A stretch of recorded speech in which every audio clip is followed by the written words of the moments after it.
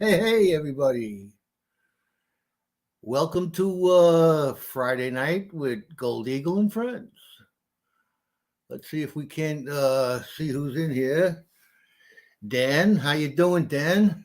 Dan was the first one in here tonight, I see. And we also got Lewis. Lewis Outdoors, how you doing? Jonathan Brewer, welcome. How you doing? Nice to see you, man. It's been a while. I don't know where everybody else is. They're probably out and about doing their Christmas shopping or whatever. If anybody wants to come up here on the panel, I'm gonna see if I can't drop the link in the chat there. And I see. Let's see. I'm gonna get this right. Asakura Mining. Hopefully I got it right. Hopefully it's been some time. I'm going to see if I can't find that link. I believe it's right here. I can copy and paste it into the StreamYard. Let's see if that went in there. I got it right, I guess. Let's see. Okay. There's the link for if anybody wants to come up on the panel and chit chat with everybody tonight. I ain't got much going on. I've been under the weather for the past week. It's been killing me. I couldn't move. I had the flu. I've been drinking NyQuil like it's water. My then my wife got it. She's sick, and we're both at each other's throats, feeling bad, and it's just whatever it is going around. I wouldn't dread it on anybody, man, because it's bad. Eagle Eye Prospector, how you doing? Nice to see you. Glad you can drop by. Just explain to everybody how bad this flu is here. Here we go. Who's in the back room? All right, let's see. Hey, Jim, how you doing? Doing good, man. And I'm trying to get over this flu that we got going around here. It's really bad, man. It knocked me down. I'm just getting over it now. Just getting over that. What's that? My boss who I work with here at storage, he's just getting over that stuff. Oh, yeah. I couldn't move for 2 or 3 days, and I'm finally getting out of it, but you still feel weak and just run down. I gotta get back on track here. So it's good if I don't say, well, you can come lift some of my 50s. So yeah, I've been lucky. I haven't gotten too sick. I take a lot of vitamin D, so that helps fend off a lot of the stuff. I hadn't been sick but once this year, and that was 2 years since I was sick the last time. So taking extra vitamin D. Joe Rogan, he had an interview with I can't remember what the doctor girl's name was, but they were talking about the effects of vitamin D in the system, helping the immune system, helping the hormone that's a part of the antibodies and things that fight everything. And it was really good and effective against all the COVID and everything that was going on, to take up to 4,000 to 5,000 units of vitamin D, when here our so-called officials are telling us, oh, stay indoors. Don't even venture outside to get any sunshine, because sunshine through the skin gives you vitamin D as well too, or helps you process it. Yeah, they want you to stay indoors so you can stay sick, and no sunshine, no supplements, and no anything else. Because look at all the stores that shut down. Yeah, and you got a doctor that's saying, hey, take your nutrition, do your regular deal. Well, when I was going to the doctor, just let me say, hey, Joey Brown, thanks for stopping by, man. Good to see you. Thanks. I was going to my doctor, and my doctor told me I should take vitamin D. And I told him, why would I want to take vitamin D when I'm outside all the time. I play golf in the summertime and everything like that. How you doing, Rock Busher? Hey, Joe. So Yeah. I asked him why would you want to take since I'm outside all the time and I get a lot of sunshine. He says If the you're out in the amount of sun, you don't vitamin need D, it, really. the amount of vitamin D that you get from the sunshine isn't enough to sustain you. He says Yes. you should take supplements, and now I can see why. Yeah. Yeah. I was surprised I wasn't sick for 2 years straight by taking 4,000 to 5,000 units, in a day, as was recommended by the doctor Joe Rogan interviewed.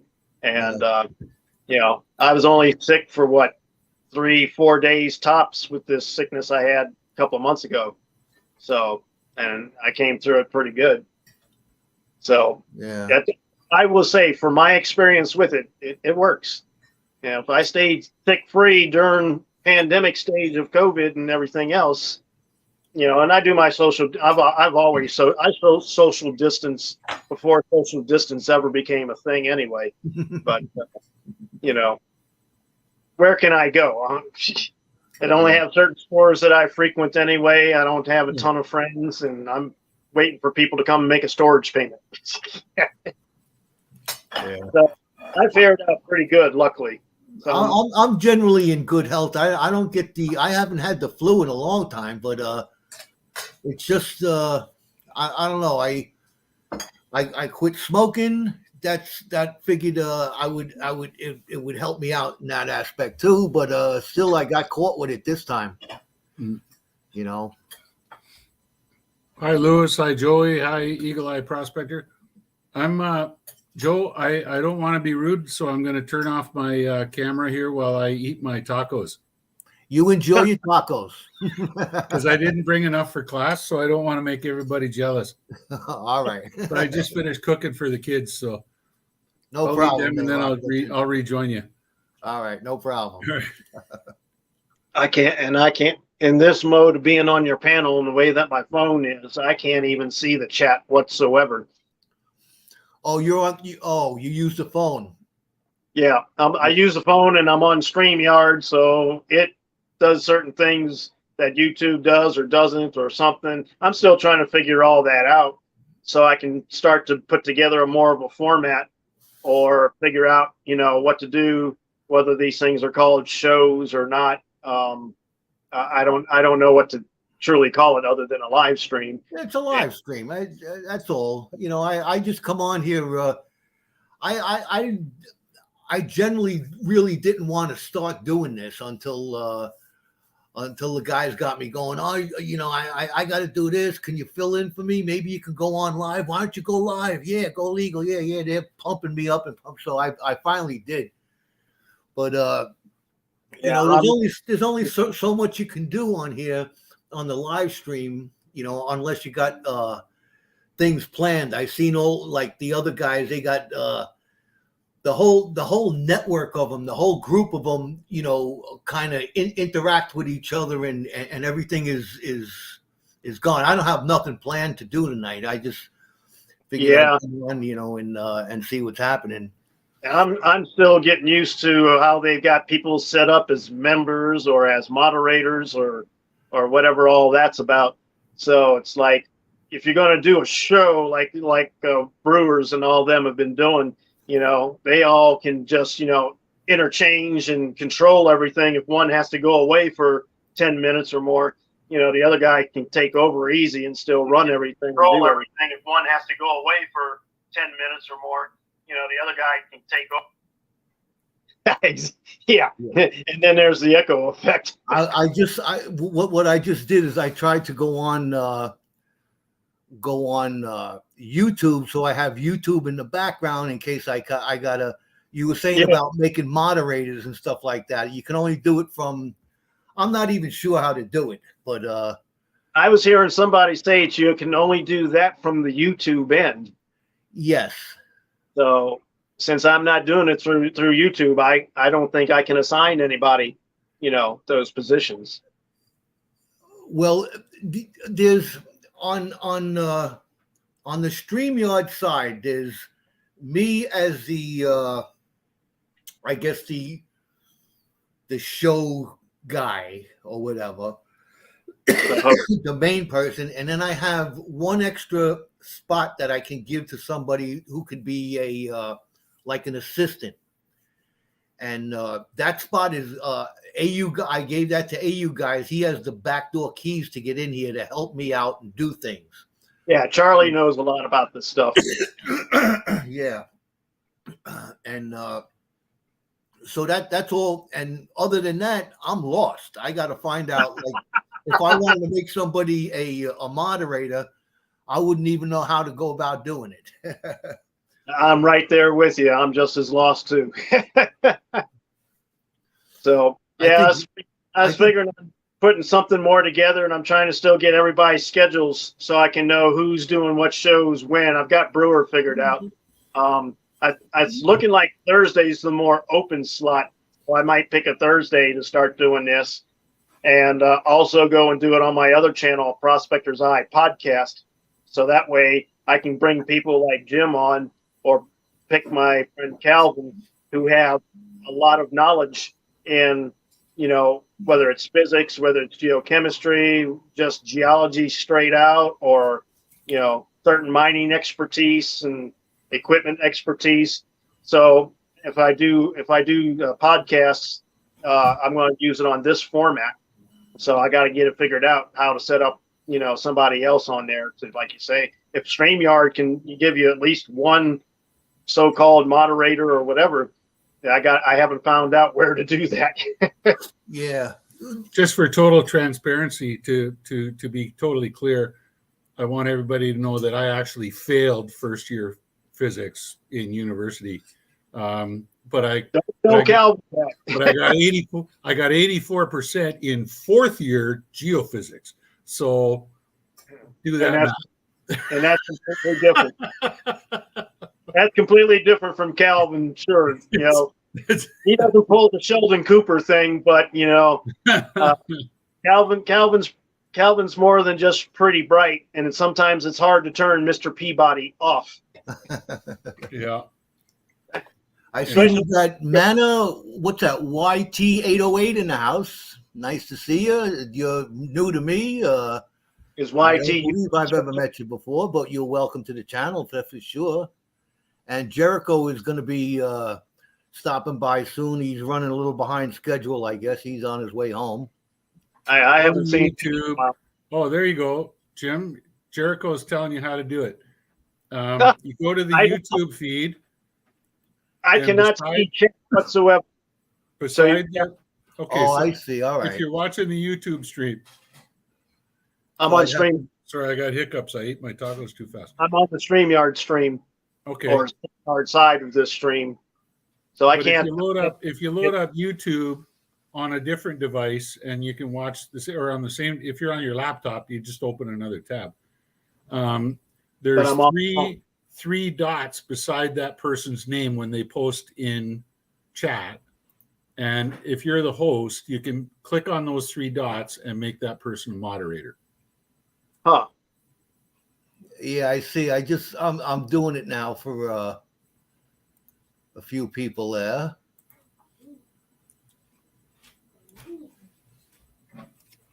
Oh, we lost one, huh? Make a few moderators tonight. ... It's kind of like and, right, Kevin?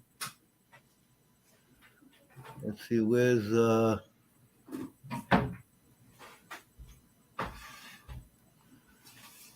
all right, let's see what happens there. You gotta excuse me, ladies and gentlemen out there, but I still got this cold I'm working on over here. You're feeling better now, though. You sound better. Oh yeah, I'm feeling a lot better than I was before. I was over the weekend. I was down down for the count. Yeah, I tried something there and I booted myself out. This always happens. Yeah, let's see. I got a few things I wanted to get out here tonight. We got some mail the past couple of days. And I just wanted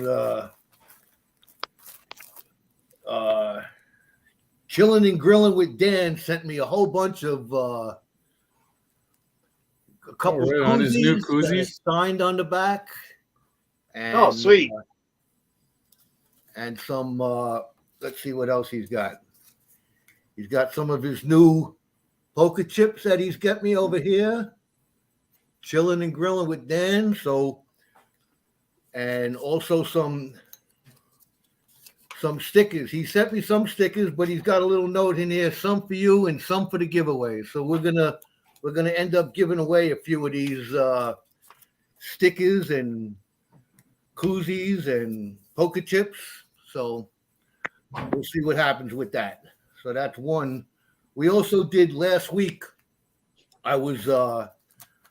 Last week it ended up being I was sick. My head wasn't on straight, but we were doing some panning from Secret Creek prospecting, and I forgot to show. I got to put him on the board up there. We ended up getting a half a gram of fine, very fine gold out of that little itty bitty pack that he sent.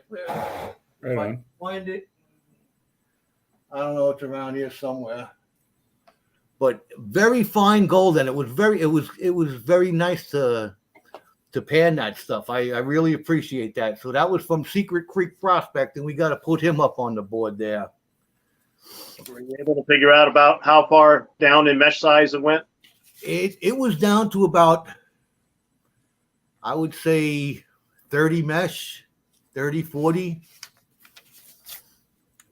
Okay, so still good visible gold. Oh yeah, visible, yeah, manageable. You weren't looking. Yeah, you weren't looking at the 100 and 250 mesh stuff. No. And we got a nice I don't know who sends that kind of stuff out. Mary from Autism Magnet Fishing. Mary, she's always in the house. She sent me a little with a sign sticker. I was a little older than her. Excuse me? She was surprised to find out that I was a little bit older than her. Yeah, she sent me a nice note. I'm gonna send her some of my stickers and some of my poker chips to her. That's actually gonna go out in the mail tomorrow. And what else did we get in the mail? We got one of these. This was from Brewers Live, a 1/4 gram bag that we won. Got my name on the back up there. And we also got our trusty Vendetta bag that we got to do one of these days over here. So we got quite a bit of mail call today. Between and yesterday. Good to it see ended you. up being good. Oh, there's a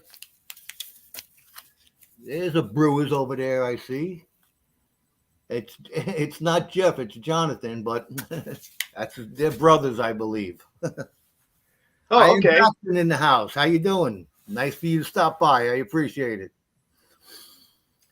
Stupid Yeah, car. so that's about all we're doing here today. I got your note there, Rock Butcher, about the gold in Africa. The Whitwater's Rand. Yeah. We gonna take a field trip or what? No, it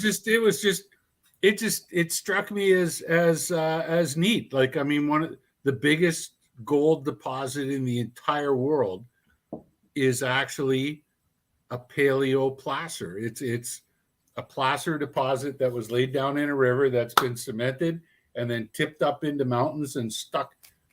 And those are the deepest mines in the world. They're like 2 miles plus deep. Wow. And but it's exactly the same. You follow the channel with the gravel stuff. It's a conglomerate, and you follow the channel, and you go through these stretches where it's all little small cobbles, and you get nothing, and then you get into these stretches where it's boulders, and that's where you get lots of gold. Nice. And it's completely analogous to what we do every single day out on the creek, like go look for the traps, right? And this is what did I say it was? 1.7 billion years old or 2.7 billion years old, I think. Yeah. It's really, really old. And there it is. They've extracted 40 tons of gold out of that mine. Wow. And it's still going strong, huh? And it's still going strong. How are they doing it? Robotics? No, it's a lot of air conditioning, and the guys only work like 2-hour shifts down at the face. They're coming from a shaft side? Yep.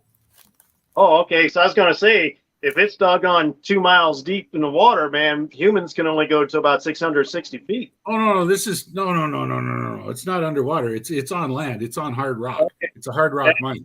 Misunderstood. And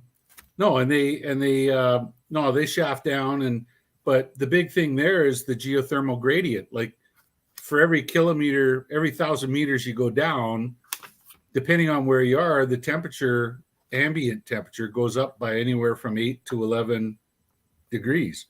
If you're in the Sea of Cortez, it goes up by about 20 degrees every 1,000 meters. And so, I mean, these guys are over 3,000 meters down. So just they get to the face and it's already, 35 degrees, 40 degrees C. And are then they big crystals like in the crystal caves? What is it, Mexico or whatever? No. They're looking at a face that's got white balls of rock in it and a black matrix that cements it all together, and that's what they're mining. And by the time you add the compressed air, of course, compressed air is hot. So these poor bastards are working in, in terms of Fahrenheit, they're working in 120 to 130 degrees Fahrenheit conditions at the face. And all the company can do is just blow. They got air conditioning units and stuff. They blow it at them. And they just let them go in for about 2 hours at a time, and then they suck them back out to a refuge station where they all sit down and drink Gatorade, I guess. And then they go back in. They keep alternating off at the face because it's just so hot, so deep. It's like being in Iraq. Yeah. I thought it actually got cooler as you went below ground. No, No, huh? no. Superficially, you'll get into a damp coolness zone, but it's not very much and it's not very deep. And once you start getting really deep, That's it. Yeah. I mean, the first 20 feet, if you want to make a wine cellar or something like that, that's ambient temperature all the time, then 20 feet down is fine. But you start going deeper than that, it starts warming up, partner. Yep. Wow. It's the internal heat of the earth coming to say hello. Because here in my basement, when I'm down here in the summertime, it's 10 degrees cooler down here than upstairs or even outside. Sure. Yeah. But I mean, that's physics. Yeah. But when you're underground in the rock, the ambient temperature increases typically by 8 to 11 degrees Celsius or centigrade. and rock is a good per conductor. 1,000 meters. Wow. If it's a heating source, rock's a good conductor of heat. That's it. Exactly. And then on top of that, you got the heat from your compressed air sources. Yep. And then, God forbid, you're in a mine like the ones that I work in, where you've got 4-yard scoops with giant diesel engines working in them. And I mean, those things go by you and they give you a sunburn when they go by, for the blast from the exhaust and everything. And I mean, it just gets Had jeans the night before. it's hotter than hell. So Wow. You see, you learn something every day. not user friendly. Yeah, you certainly do. Especially in this field, you'll learn a lot Yeah. practically every day, Joe. Yeah. No, but the coolest thing about it is that it's, in my opinion, is that it's a placer deposit. So like if you took a look at some river that's famous for placer and you looked at all the different claims on it and you saw where the ore was and where it wasn't, and you kind of, there's historical maps like that that'll show you, they got this much here and this much there and this much here, but there was nothing in between or whatever.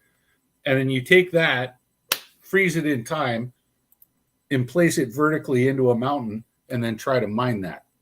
And that's what these guys are doing. It's pretty cool. Yep. They've mined it since 18 what did I say in the email? It was like the late 1868 or something like that. They started. That's where they found it at surface and started shafting on it, and it's still going today. That's just like out here in Cripple Creek. They're still digging down in the volcano that Cripple Creek is. And it was a diatreme. So they found a couple of new veins just a handful of years ago. 3 to 5 years ago, they found quite a few more veins. They thought it was shaped like a wine glass. Yeah. Diatreme type volcano. Yeah, Eagle Eye. That's the point that I was making when I sent the email out to Joe and the rest of the gang was that, when you're out there prospecting around, if you see a conglomerate and it does have a lot of quartz pebbles in it, it's well worth, taking a closer look at, because maybe that is a host of gold. And, most of the time I see conglomerate, I'm like, it's conglomerate. But if you got a high percentage of quartz class in it, then obviously it's eroding off of a vein somewhere, and it's worth busting it break it open to get a fresh face, not a weathered face, get a fresh surface on it, and then actually look at it with your lens and see, hey, are there heavies in here? Maybe. Hey, Rocky Mountain Life Prospecting, good to see you. We got a lot of people in the room here. I'm surprised. I surprised myself. We got 9 people in here watching. More yet to come, hopefully. Yep. I probably won't keep you guys for too much longer, though. Sitting at 8%. That's what chargers are for. Yeah, but to be in this spot where I can really function with this is a bit away from the wall plug, so I don't have a long enough cord. You don't have an extension cord, man. I got extension cords. That's what extension cords are for. Yeah, my boss is taking all of them. Oh, you're working right now?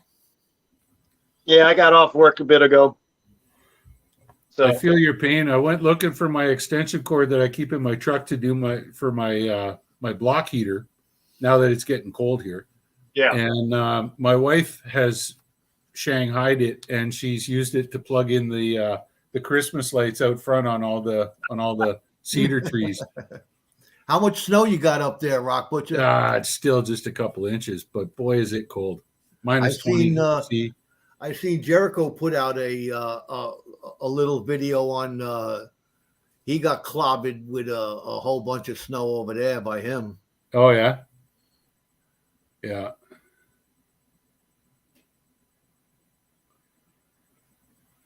All right, Rocky Mountain Life.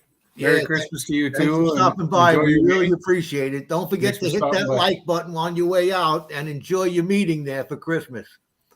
I appreciate you stopping by.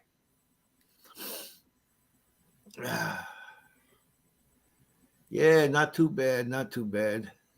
We ain't got no snow. We had a couple of flurries here, but that's another thing with this weather. It's so unpredictable. It's up and down. One day it's in the 20s, one day it's in the 50s. You never know what's going on. Hey, T-Rep. T-Rep Adventures. How you doing, man? That's it, Joe. It's been, the temperatures have been porpoising here. And so we get like days where, like today, it went above freezing. And so you get, everything starts to melt again and you get more slush. And then, of course, tonight it's going to freeze solid. So there's more ice everywhere. Yeah. And I can't believe, like I've spent half of the last 2 weeks up here driving around in 4-wheel drive just because the roads are okay. But, when you pull into the shopping center or whatever like that, those parking lots are all my mess. All my little friends outside are confused because I haven't been out there in a couple of days. I went out there yesterday. I cracked open a whole bunch of peanuts and I put them out there. And I went on. I seen this morning. I'm saying they're still there. Yeah. What happened?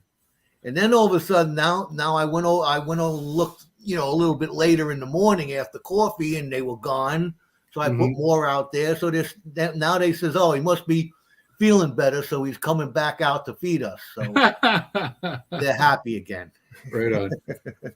Yeah. They were They feeling miss all me. let down there for a while. They miss me. Yep. That's funny.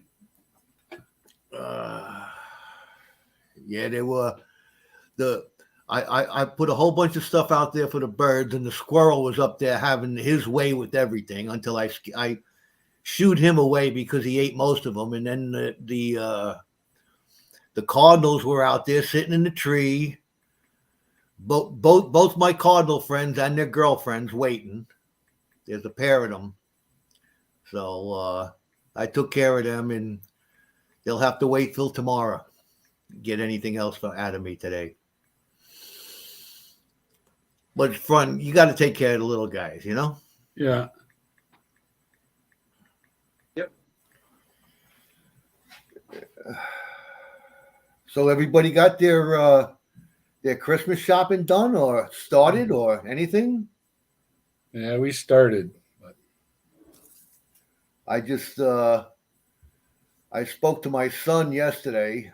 His wife took the grandkids down to see their her parents in I don't know where they are, Maryland, Delaware, somewhere down there for the weekend. And my his wife just emailed me their Christmas wish list. So I'll probably be out there pounding the pavement tomorrow looking for I don't know, Disney nonsense or some Little Mermaid or whatever. I have no clue. yeah. Right on. Well, you're all done shopping already, huh? That's great. Half done I wrapping. usually don't start till Christmas Eve. Yeah. I am Zach and Zaxon. I've got some special dirt I can send you. Just send me your address.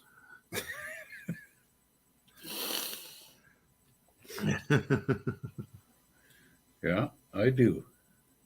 I don't know how you deal with frustration, but this will test you.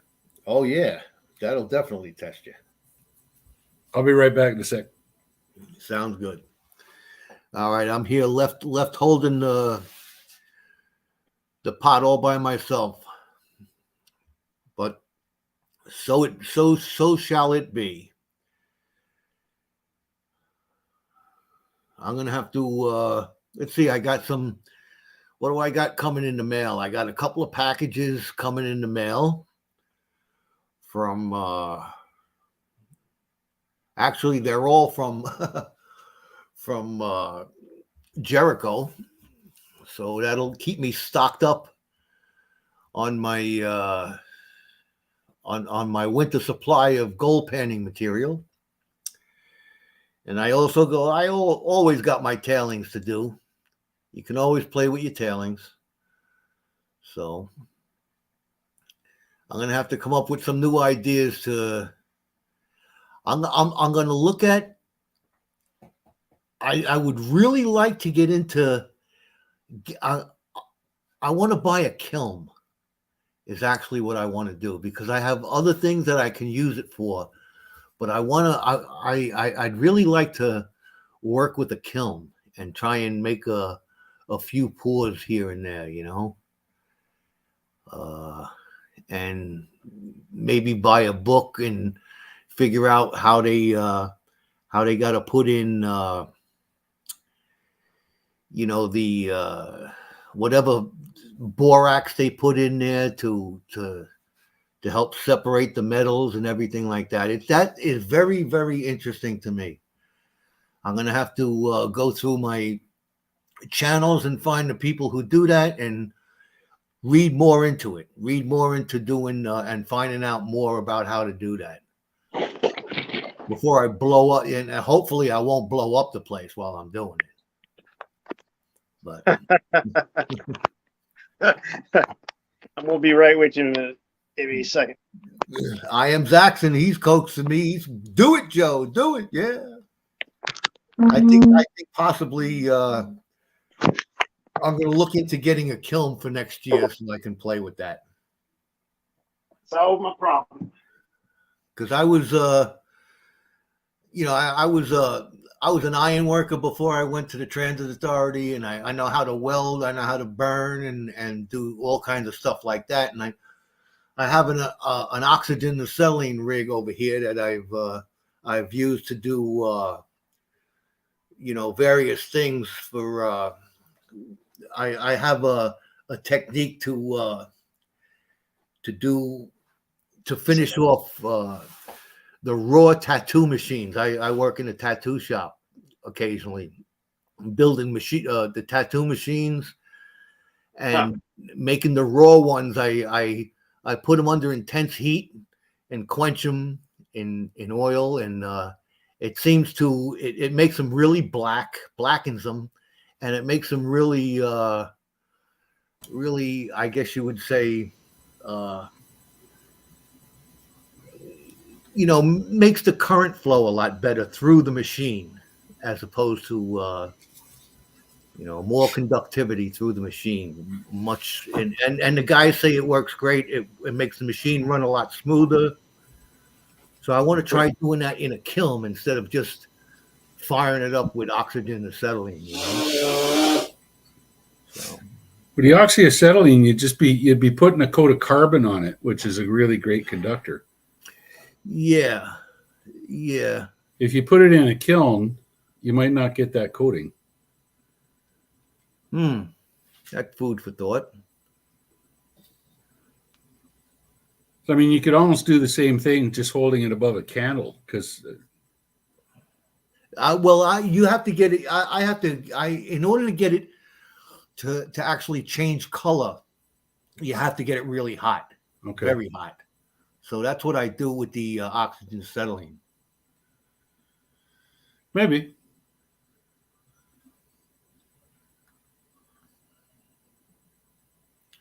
I see we got prospecting in the house. Nice to Jim's see you, channel. Dawson.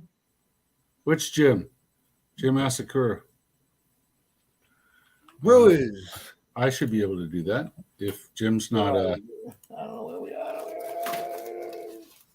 Stand by. Somebody's trying to get a hold of me, or what? Yeah. T-Rep Adventure. Oh, here we go. I got you. No, I'll put it up. Hang on a sec. Just so everybody knows, I cannot see chat, so I don't know who's saying hi and who's not.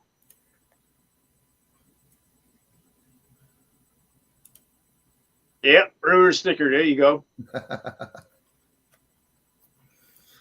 I get Vendetta sending me some of his stickers, and so's Sky Warrior. I got Okay, there's Jim Asakura's. Wow, yours is real easy. I try to keep it easy. I try to keep it easy, and then people can't pronounce the name. My channel gets all complicated.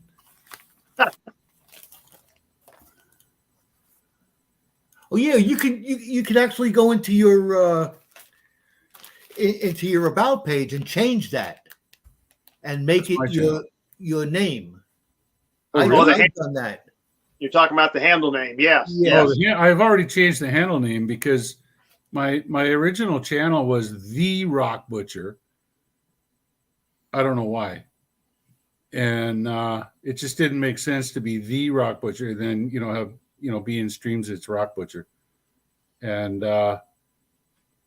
so I changed the handle to just straight Rock Butcher. So anyway, yeah, I had to be careful with that. I have my other channel that deals more specifically for prospecting, so I called it A Prospector's Eye. And I got to tell people to be careful because there's a guy from Nevada that is The Prospector's Eye, and it's not the same. It's not me. It's not the same guy. Yeah. So A Prospector's Eye, and then I'll be doing A Prospector's Eye podcast here soon, as I was kind of alluding to earlier. Yeah. Well, there's a lot of confusion going on with the Montana boys up there also.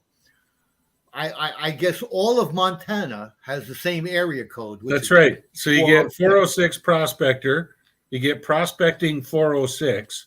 It's like I saw a minor and their for partners. 406 minor. Yeah. Yeah, either minor That's 406 crazy. or 406 minor one. I can't remember which way it was. Yeah. But yeah, there's at least 2 of them, if not 3. Yeah. I know I've met a few of them. I've met 406 minor and I've met Prospector 406.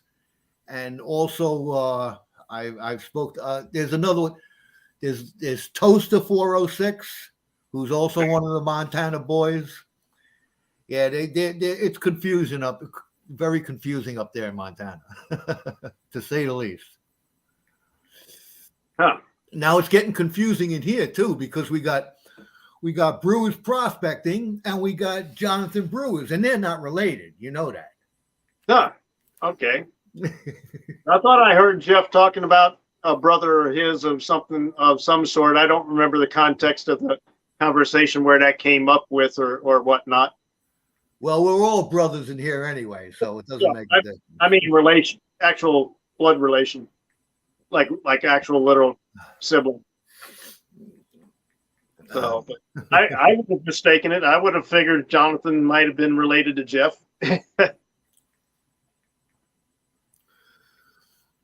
There's a lot more people to our niche of community between metal detecting and mining and prospecting than I would have given a nickel's credit for. Well, I've seen that open up tremendously in the short period of time that I've been here. I got into the gold prospecting end of it. Then all of a sudden it got into the rock hounds. I was a little interested. I got some rock stuff, and then the metal detectors, and then the magnet fishing, and then everybody is involved. And I forgot all about magnet fishing. That's a whole other thing there. So. Well, that's going to be my next thing, my latest thing for next year, because I live actually on the Hudson River in New York, right above West Point, and there in the town that's just south of me. Back in the Revolutionary War, they had a foundry there, and they used to make the cannons for the Revolutionary War. And what they did is, from this side of the river, they test fire the cannons at the mountain on the other side of the river. So I want to go out there in my little 14-foot skiff, my little boat I got, with my magnet fishing rope and line and big neodymium magnet, and I want to catch me a cannonball from down there, from the Revolution. That would be exciting. Yeah, that would be interesting. It'd probably blow myself up doing it, but if you see it in the news, you'll know it's me.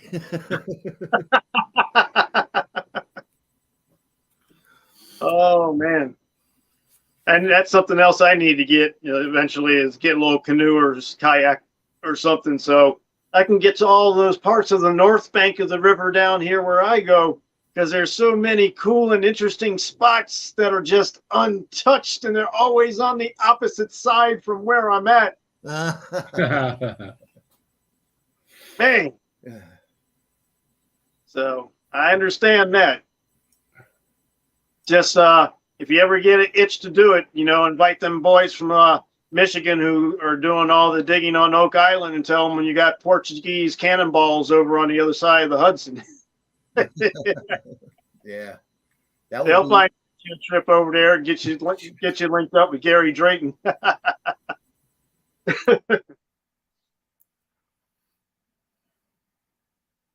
Let's see, this is Friday night, so the Whitewater boys are going to be on tonight. Oh yeah, I was watching that this afternoon. Yeah, I was watching. I've been coming on here for the past year, and I've missed the whole. I've been watching the gold shows for 10 years, for 12 years, however long they've been, since Parker was 16 years old. Right. Yeah. And I missed all the last year. I gave up on them for the last few years because I just got tired of how everything was just going and being misrepresented there. So it's like, Yeah. But whitewater is different because these guys, they're dredging.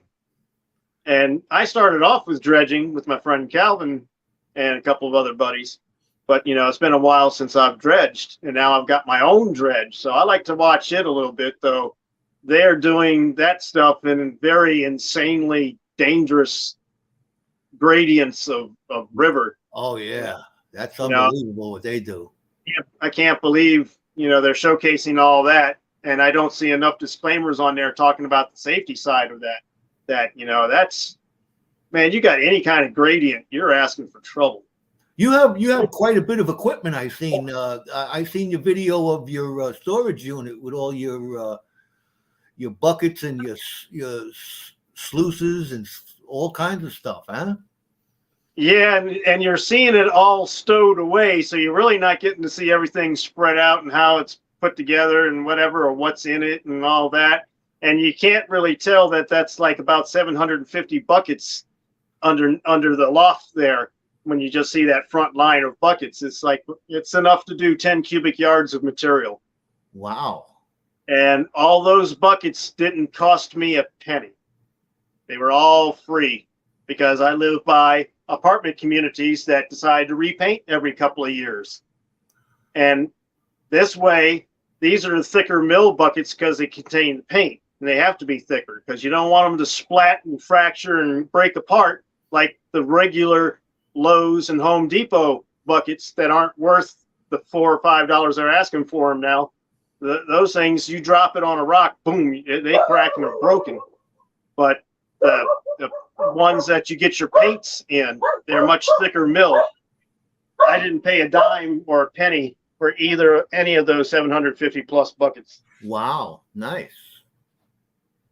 So that's something to keep an eye out for if you need a bunch of buckets, because my intent, I'd like to do a 10 cubic yard thing one day, but, the intent's really to have available for 5 cubic yards and to have the other half of it available for classification. Because trust me, if you're really going to move material, which gold mining is all about, you got to move material, especially placer gold mining, I should say. It's all about moving material. You also have to have set number of buckets for classification, because you just don't want to go and quarter classify and it's, okay, I'm done classifying.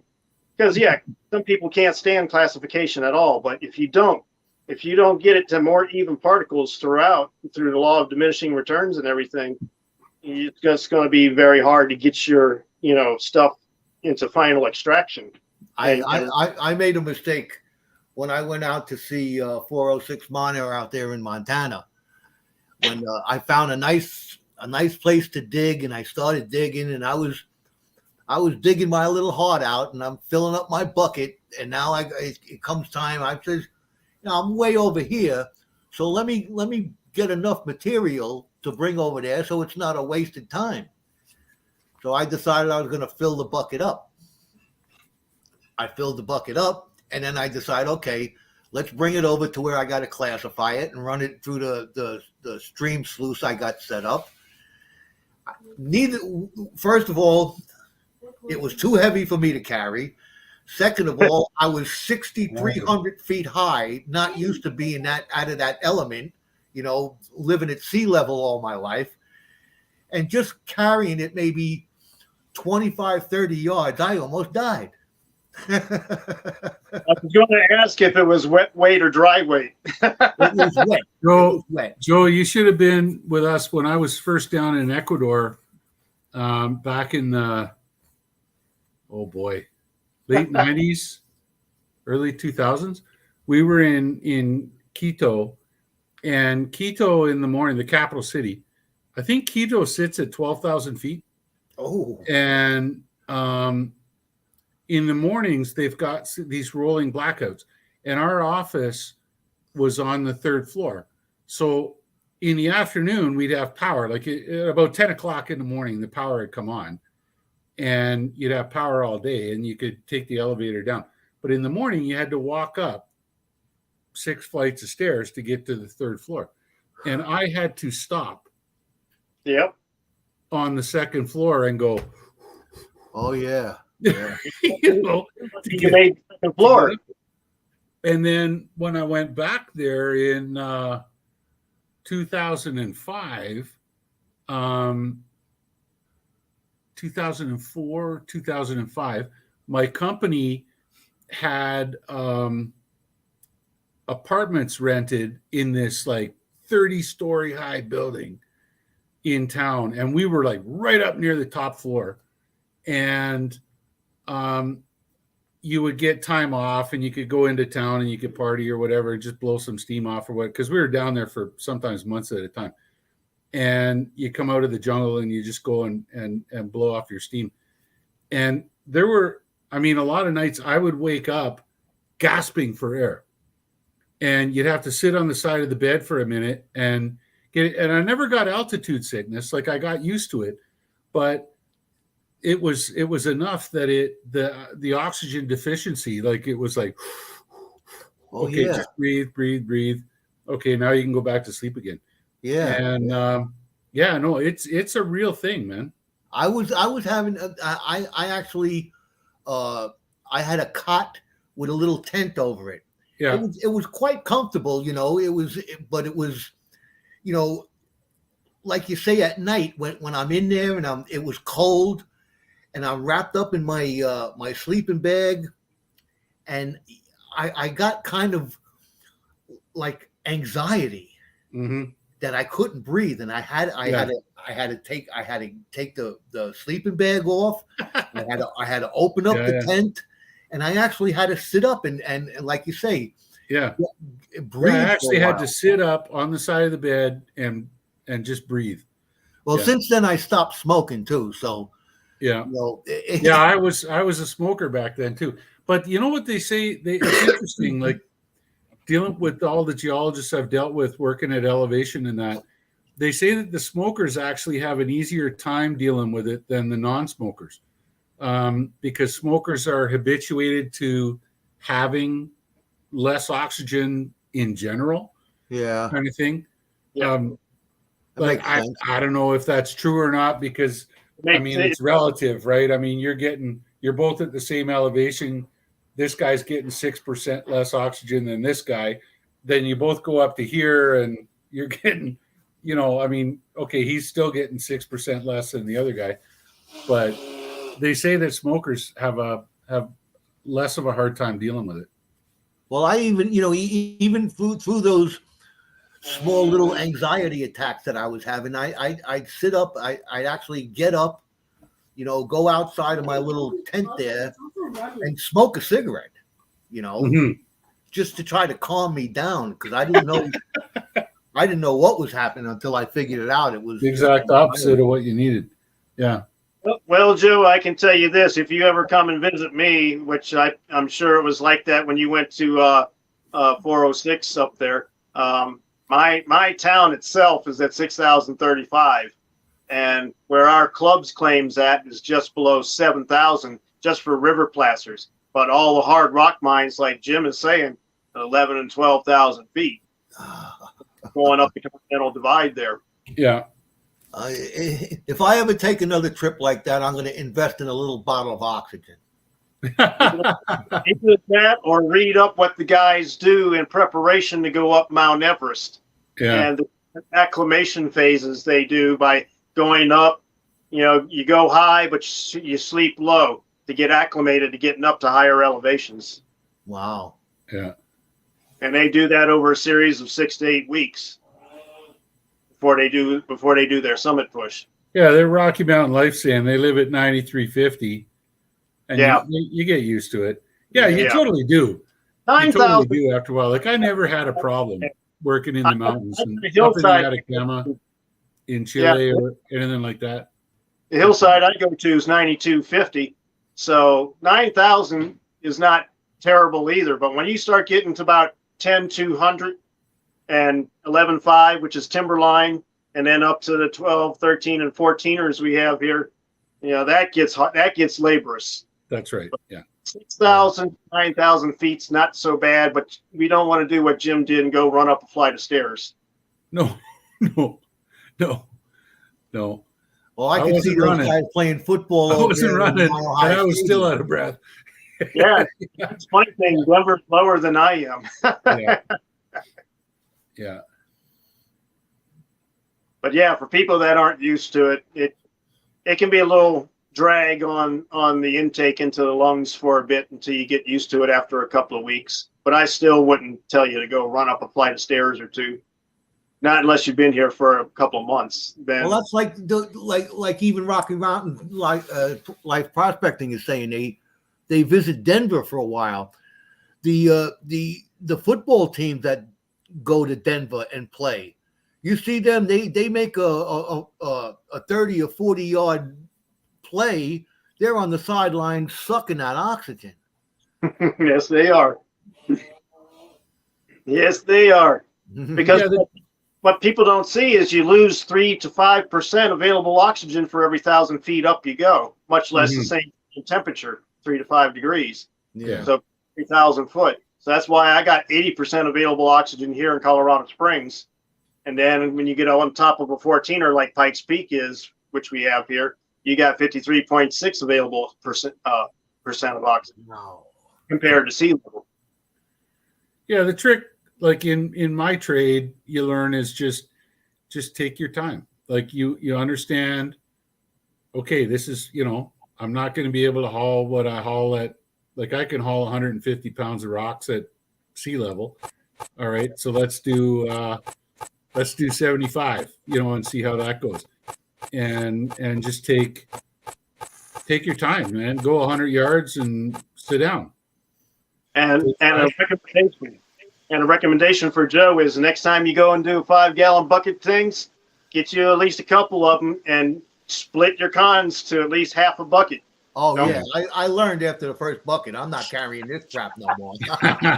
I learned quick when it comes to that. And balance is key. Balance. Gallon buckets, so that way they don't clip my calf and my outside of my knee in that joint. Sometimes a 2-gallon bucket is plenty. Oh yeah, we got Jericho here. How you doing there, Mr. Jericho? Did you see the shout out for the Old Eagle? Oh yeah, I've seen it. Thank you. It got some giggles on TikTok. Oh yeah. A YouTube aficionado. I said, well, yeah, he's Friday night prime time. Friday night prime time, huh? I don't know how I got that, but I just fell into it. I'm still trying to figure out a night for me, and when all the others on, much less those guys that do Prospectors Radio, which they just seem like they just have their little core set of people, and that's it. Even though some people are in there and chat sometimes, I haven't had any of them ever, chat back at me and give me any answers or replies or anything.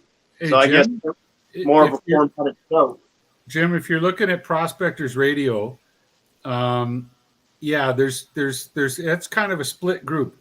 Go look up Gold Prospector Space. Gold Prospector Space. Yes. And that is, and sign in, make yourself an account, and you'll find me there. Okay. And a bunch of us.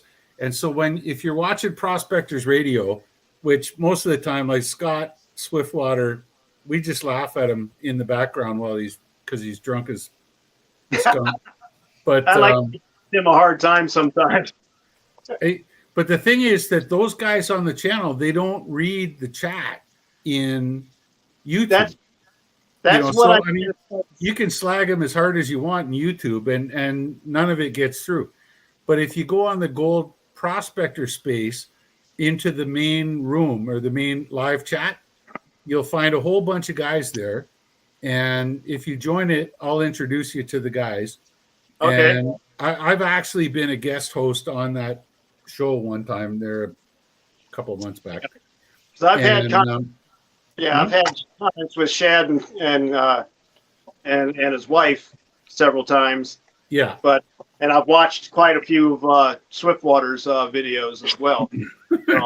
Player of them, Kathleen. I couldn't remember her name. Kathleen. Yeah.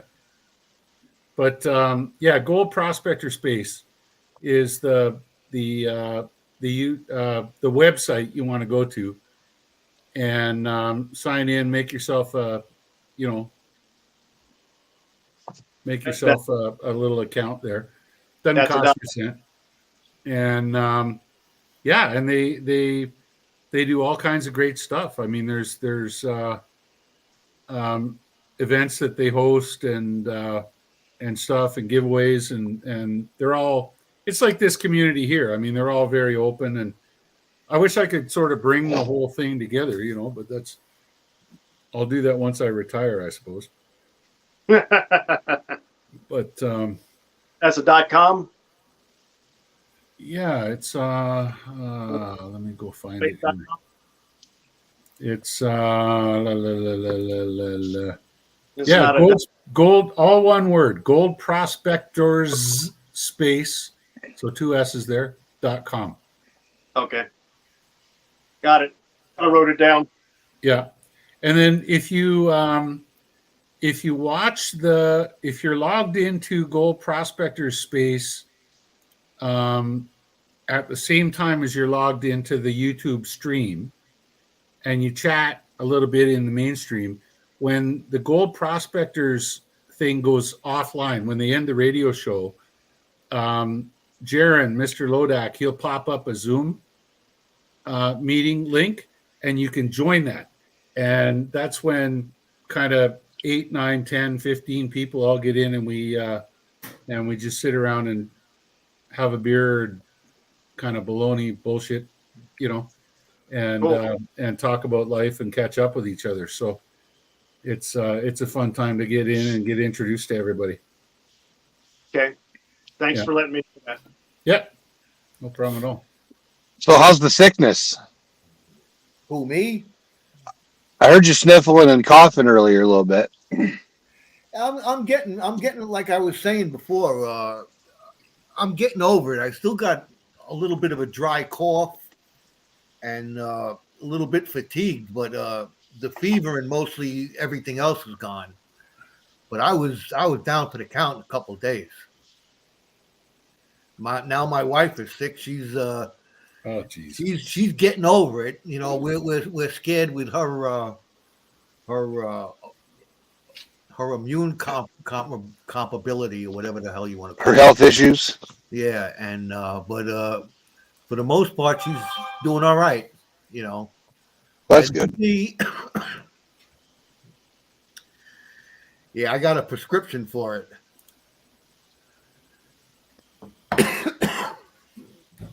Yeah, I guess it's gotta run its course. Maybe I'll start taking some vitamin D. It can't hurt now, right? Take at least Sure. 4,000 minutes. Yeah, I should listen to the doctor. I told him vitamin D. I said I'm out in the sun all the time. I play golf 4.5 hours a day over there. Sometimes that's enough sun for me. I'll get cancer if I stay out there anymore. But you don't get too much vitamin D from the sun. You do get some, but not the amount that you need. Yep. Thanks. Sun shines, you gotta watch out for the UVA and UVB. Yeah. That's what gets you. I'm a ginger. Sun don't like me. I burn. I get crispy. Oh, no, don't tell me we got an Irishman here. Yeah. I get so crispy. I look like a lobster, and then the next day I'm white again. And it's like, seriously, can I get some suntan in my life? Oh, I go from marshmallow to tomato and back, and it's like, come on, I want to be freaking coconut or something. Come on, give me a little. No. Jesus, That's Jericho, like me you're and my really brother. Jericho, lower your microphone, dude. You're really loud.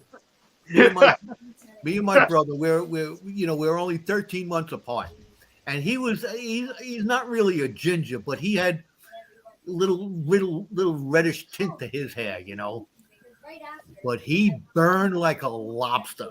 He would burn crisp, and me, I have naturally oily skin, and I just get darker and darker and darker. So you get that olive, Italian tan. Yeah, and we're Irish. We're Irish from the get-go.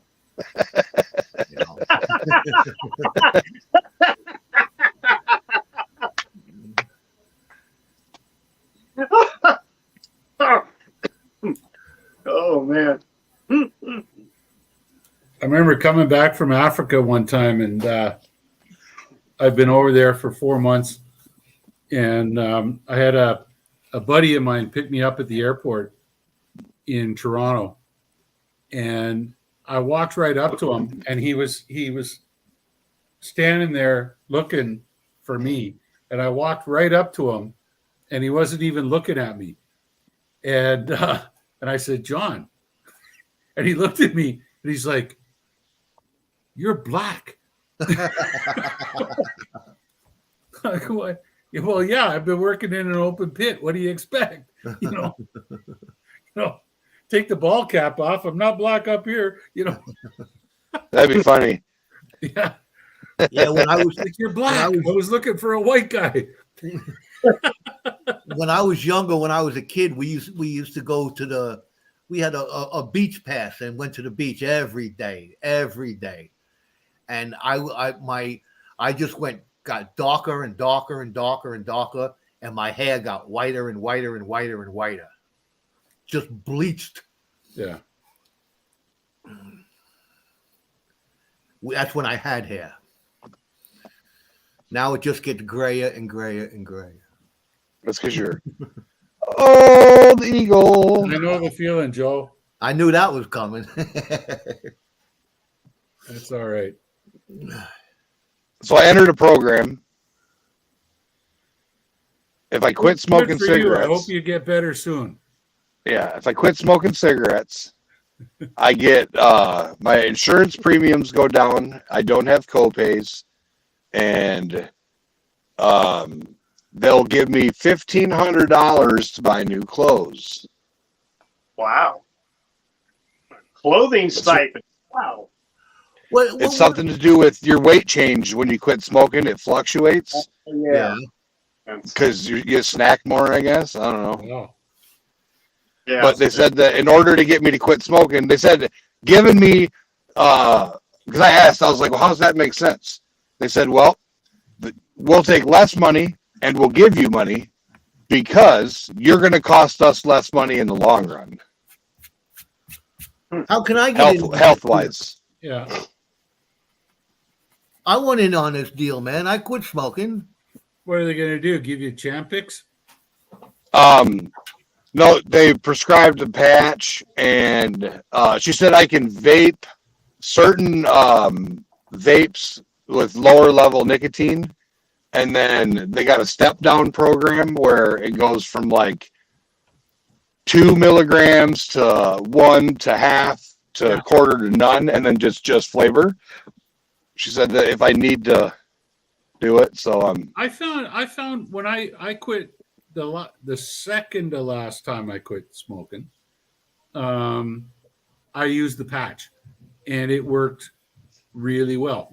But there were, like, here in Canada, there's like 3 grades of patches. There's like the high one, the medium one, the low one. 21, 14, and 7. I bought a box of the, I figured, okay, I'm going to need the high ones. I bought a box of those, and I put one of those on, and man, I couldn't sleep at night. I was sleeping, but I was dreaming and like friggin' intense. Man, it was nuts. And I wake up in the morning more tired than when I'd gone to bed because like my brain was just active all night. And so I tossed them away. I think I did it 2 nights in a row, and I said, to hell with this. So I went to the medium ones, and the medium ones were great. And I stuck with the medium patches for about a month and didn't smoke at all. No cigarettes. And I think every once in a while, like I would chew some gum. I tried that spritz thing, the Nicorette mist. Yeah. And I found that in itself was addictive. Like that gives you such a hit of nicotine that you want to go and buy more of them. And up here, they're like $20 a pop or something. And so it's like, forget that. And so the medium ones, and then I went to the lowest grade ones, and then I took that last patch off, and I was smoke free for a year and a half. And it worked like a charm. I didn't have to vape or anything like that. The only reason I started smoking again was that my mother-in-law and my sister-in-law both lived in my house, and they both fucking smoked. Pardon my French. And it kind of, I was watching them go out on the porch, and one night I was into my cups, and I'm like, hey, let me try one of those, you know. And of course, being right back on the horse you go, right? So yeah, I wouldn't worry about vaping. If you're gonna go on the patch, man. I did the patch, and I know it was, for me, it was the little gum, the chiclet looking gum. So what I did last time I tried quitting, they gave me the patch, and because I smoke more than 2 packs a day, they gave me the 21 milligram patch. And they're like, if you feel like you're going to want a cigarette, don't smoke a cigarette with the patch on, but don't rip the patch off. Yeah, and don't rip the patch off and smoke a cigarette. Just get one of those little 2 milligram gums, pop it in and chew it up. Well, I got addicted to that gum. And my wife says, quote, chewing that gum like a crackhead. Because the more you chew it, the more nicotine that comes out. Yeah. Well, and then it got to the point where I was, okay, I need a piece of gum. Where's my gum? Where's my gum? And I wasn't able to step down. So, yeah, I'm trying to avoid that gum and them patches to see if just doing the Elf Bar and the Med Vape helps. Well, I mean, my problem now, because like I've convinced myself that I'm going to quit smoking, so I'm vaping. Well, I've been vaping now since 2019. And it's like, well, I'm going to start at 18 milligrams, and then I'm going to go down to 12 milligrams, and then I'm going to go down to 9 milligrams, and then I'm going to go down to 6. I'm on 6 milligrams. I've been on 6 milligrams for a year and a half. And it's the hand to mouth thing. So it's like you're not quitting. You know, you're still spending money on it. It's a lot cheaper than smoking, guaranteed. But you're still putting shit in your lungs. And the truth is that I should just take this thing and throw it off a bridge and not go back and buy another one. And I'm sure that tomorrow morning I wake up and I'd want, like, where's my vape? And then after that, I'd be fine. So the whole sort of counting down by the vape thing doesn't work because it's still the hand to mouth thing. Whereas the patch thing, where it's like every day you're getting a moderated dose on the patch, and then you finally tear off that last patch and you don't put another one on, you've lost over those 2 months or whatever, you've lost the hand to mouth habit. You know, see, the hand to mouth was peanut M&Ms, pretzels, you just gotta candy. Get your wife to cut you a whole bunch of carrot straws. You know, like, I mean, if the hand to mouth thing's that bad, then just have a plate full of carrots, and there's your hand to mouth. And I mean, carrots are sweet, you know, and you're gonna bite a piece off and chew it for a little while, and bite another piece off and chew it, and you know, there's your hand to mouth thing, right? Yeah, Rocky Mountain Life Prospecting. I saw today my car windows. So we got a foot of snow in a matter of a couple hours. And I cleaned off the outside, and I had the little heater thing going with the air conditioner to get the moisture out. And it was still freezing on the inside. Well, I took my glove and I wiped it, and there was like a brown smear. Yeah, it puts a layer on the inside of the windows through the vaping. Even the cigarettes is bad. I keep my window down. Oh, cigarettes are worse. But the vaping puts a layer on your windows too. I put my window down a little bit on the driver's side, and I keep the cabin, you know, pressurized with the vents when I'm doing it, so it blows most of it out. But yeah, I don't know. I guess I'm a lucky person that's always been able to start and quit whatever I've wanted all my life. So I guess I'm the rare oddity here.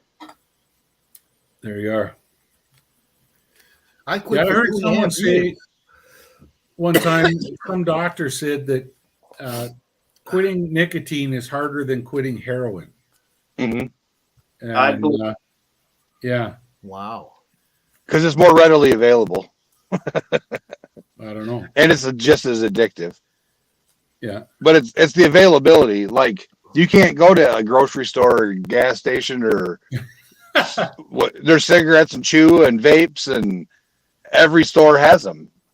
We just went to Family Dollar store, and they got cigarettes and chew and vapes, and it's like, it happens. Yeah, Old Eagle. That's one thing I never did was that chew stuff. I like chewing. I started chewing Copenhagen when I was 9 years old. I went deer hunting with my uncle, and he was spitting his Copenhagen into his cup, and I'm like, "What the hell is that?" And he told me, "Oh, it's chew." And I'm like, "Well, I want to try it." And he's thinking it's going to be something, I'm going to puke. I'm never going to touch it again. Yeah. Shit, that tastes good. I liked it. So I put in a chew of Copenhagen and then never quit. Damn. But I'll chew and have a cigarette at the same time. That's another issue.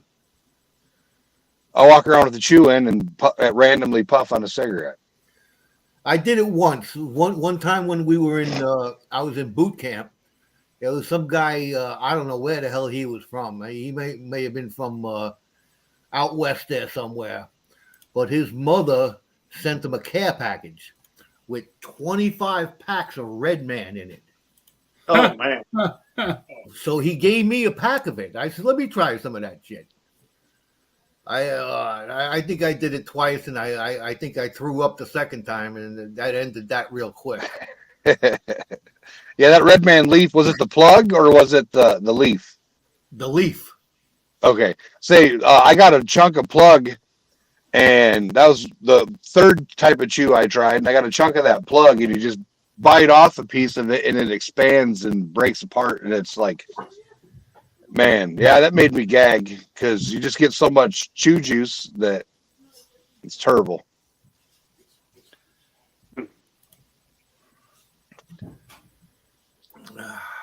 Crazy. Joey Brown, did I win yet? Yes, Joey, you won. If you look up in the top right of your screen, there's an X. If you push that, you get your prize. Don't tell him that.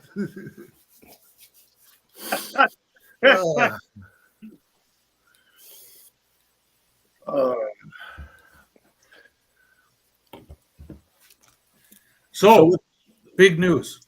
Big news. Oh, Big news. Here we go. Here's the announcement. The morning before, not yesterday, but the day before that, my wife finally swore allegiance to our new king and became a Canadian citizen. Oh, woo! Congratulations. So there you go. That's nice. Yeah.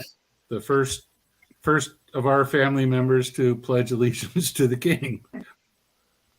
That's cool. There you go. So did you tell her she's got to start saying a boot and absolutely. And she can now go to jail just like the rest of us can instead of being deported. And yeah, so like maybe I would have rather be deported. Hey, we appreciate you being here, Jonathan Brewer. Yeah. Anyway, no, that's a big event because I mean we started that whole application process started back in 2014, if you could believe it. And here we are, 2022, 8 years later, and it's finally done. So anybody who thinks you could just ruck into Canada and become a citizen, get in fucking line. Yeah. It used to be easy back in the 90s. No, you could say I hate America and they're persecuting me. I need safety. Oh, they'll let you in, but it doesn't make you a citizen. No, that's what I'm saying. They'd let you in if you just said. No, you could get let in. I mean, all I had to do to get her in was say she's a mother of my 3 kids and we're moving back to Canada so I can work, and they let her in. But that's the easy part. I had a friend. He got into some trouble. It wasn't felonious, but he got into some trouble, and it was messing with his career choices. And before he finished college, he said, "Okay, well, I'm going to Canada." He went up to Canada, and he was in Toronto. He finished school in Toronto and stayed there, and now he's a lawyer in Toronto. But back in the States, he couldn't have been a lawyer. Wow. He got a drunk and disorderly. and he spit on a guy, spit on a cop. He was drunk. It was like, I think he was 22, just being dumb, being young, and Mm-hmm. something just as simple as that can take away your ability to do your career choice. Yeah. So he ran to Canada for safety, and they didn't deport him to finish his because he had court. He left before court, but Canada didn't deport him. They told him he didn't have to go. There you go. Since it wasn't a felony or whatever. Yeah, if it's not a felony, then they're not worried about it.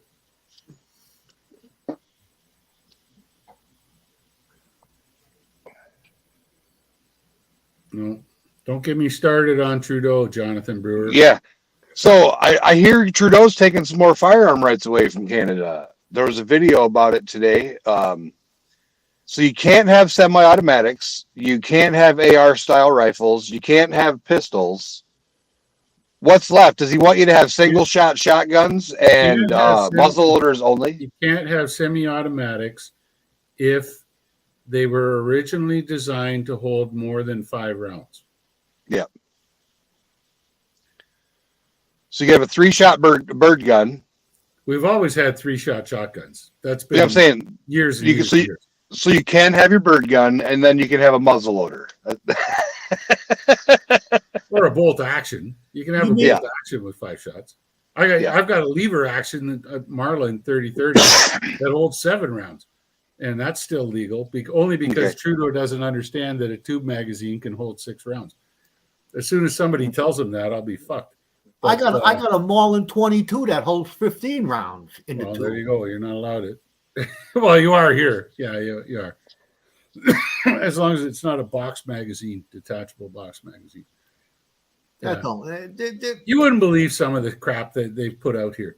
They were originally they wanted a point system where, does it have a pistol grip? You lose so many points. Does it have a box magazine? You lose so many points. Does it have a bayonet lug? You lose so many points. Was it a military arm? You lose so many points. And it all started at, I don't know what, 15 points or whatever. And if you get down below 6 points, then they wanted to say, okay, this is now prohibited. Well, if you look at the Lee Enfield Mark IV, which is the rifle that Canadian soldiers carried into combat in World War II, okay, all of a sudden, if you followed all those rules, that rifle became a prohibited firearm. Mm-hmm. And the reality is there's about 32 million Lee Enfields in Canada. And the bulk of, because they're fantastic hunting rifles, especially once you take the part of the forestock off, the top part, and you sporterize the bottom part, put a new barrel band on it. And they're just wonderful steel and really accurate. And all the Indians and the Eskimos use them. Mm-hmm. And so the big argument was what now all of a sudden you're going to turn all of the First Nations communities into a bunch of bandits? Like, is this what you really want? You know, here's your law. You're saying that this is illegal and possession of this is illegal. So now all of a sudden you got to throw all the Indians and Inuit and Eskimos in jail because they own these, you know, and the government was like, but it's like, I mean, it's nuts. Anyway, I'm a firearms owner. I have my firearms downstairs, and I just keep my mouth shut. You know, I'm legally licensed. You know, and you know, I don't understand here in the United States. You know, they have to go, and what's good for you has got to be good for me, and if it's no good for me, then it's no good for you. Now, just take simple. I was born in the Bronx in New York. I don't think anybody should be carrying a gun in the city of New York, but I think everybody should be carrying a gun up there in the mountains of Montana. It's 2 different places, 2 different situations. You can't have one law overlooking everybody. Exactly. It just doesn't work. Too many different animals. It's simple. People can't understand this.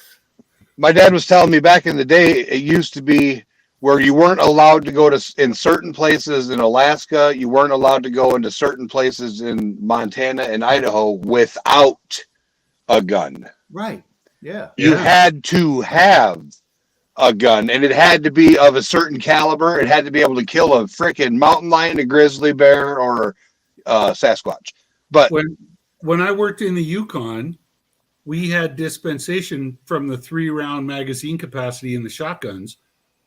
We were allowed to carry Winchester Defenders, which hold, I can't remember, was it 7 or 8? It might be 7 in the mag and 1 up the spout. And so when we were prospecting up there, we carried Winchester Defenders with no plugs in the cylinders. So, you know, there was that rule, but that must have been very local.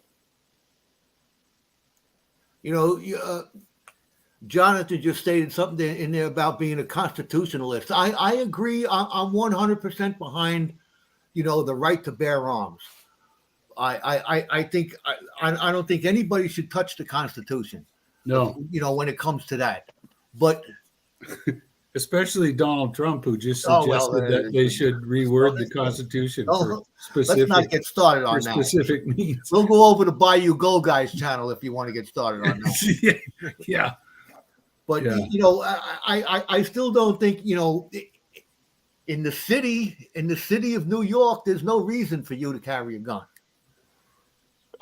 Yeah, there is, because the criminals have guns. There's too many people and too many nuts that you'd have the whole place. It go bananas. It's already bananas, let alone, you know, the legalities of it.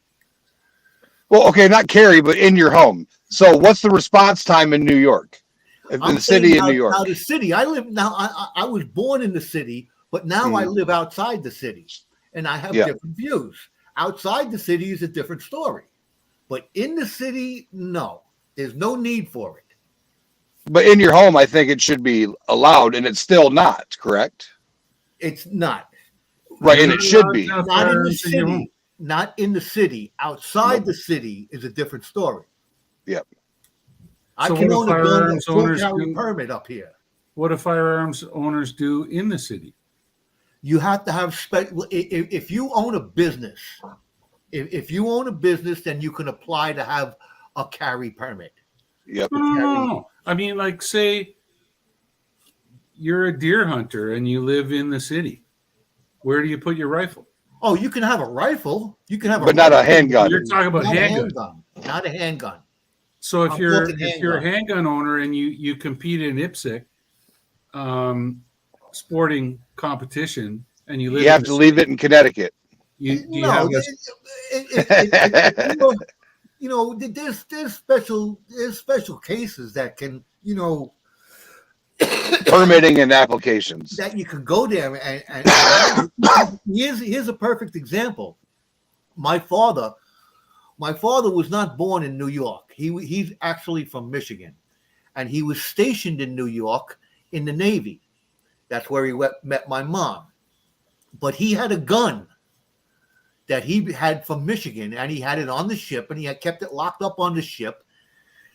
When they got married, he took the gun off the ship and went to the police station. He didn't know about the Sullivan law that you couldn't own a gun in New York. Okay. He went to get it registered. It was a Colt 45. And some detective reached across the goddamn counter, grabbed that gun, and he never seen it again in his life. See, he swore to God that detective stole that gun. Oh, yeah. You're not allowed to have this. Give me that. It's gone. And that was it. He didn't know about the laws. He thought it was. Yeah, I guess he was young in the Navy at the time, but holy fuck. But they took it right away from him. No compensation. Nothing. And he swears. In fact, when I was younger, I was about 12, 10 or 11 or 12, something like that. We're down there by the water smoking cigarettes and carrying on, doing kid shit, you know. And I find a gun in the water. It was a 38. So I take it, I wash it off in the water. It was all cruddy, but I knew it was a gun. I put it in my pocket. I get on my bicycle and I ride home. I go in the house. I says, "Hey, Ma, look what I got, man." I pull a gun on her. Ah! She takes the gun. She puts it on top of the fireplace. Wait till your father gets home. My father comes home. You know, look what Joey brought home today. So he looks at it and and things are going through his mind. He says that son of a bitch got my gun. Now they ain't gonna get their gun back. He knew it was a 30. He knew it was a 38. Had to be a cop gun. Mm-hmm. We finally went over there and brought it over to the police station because somebody could have got shot with it, you know. So and turned it in. He wasn't gonna get it cleaned up. It was all decrepit and shit like that. But still, he didn't want to give it to him, but he finally did.